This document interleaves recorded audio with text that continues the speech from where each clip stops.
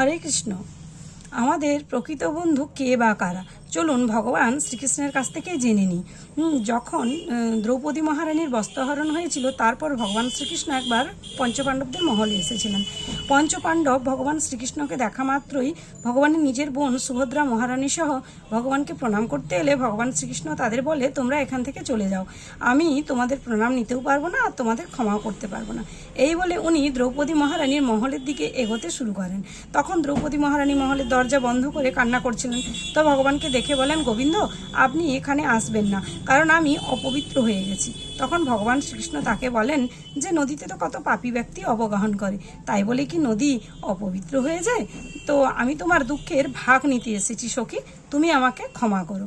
ভগবান শ্রীকৃষ্ণের এই আচরণ থেকেই বোঝা যায় যে যারা আমাদের প্রকৃত বন্ধু, যারা আমাদের বিপদের দিনে আমাদের পাশে থাকে, সেই সমস্ত মানুষদের কখনোই কষ্ট দেওয়া উচিত নয়, বা সেই সমস্ত মানুষকে কখনোই কটু কথা বলা উচিত নয়। কারণ ভগবান শ্রীকৃষ্ণ সেটি করে দেখিয়েছেন। ওনার নিজের বোন সুভদ্রা মহারানী যেহেতু দ্রৌপদী মহারানীর বস্ত্রহরণের সময় দ্রৌপদীকে কোনোরূপ সাহায্য করেননি, তাই ভগবান শ্রীকৃষ্ণ তাকে পর্যন্ত ক্ষমা করেননি। তাই আমাদের যখন দুঃখের দিন থাকে, যারা আমাদের পাশে দাঁড়ায়, সেই সব বন্ধুদের আমাদের কখনোই ভোলা উচিত নয়।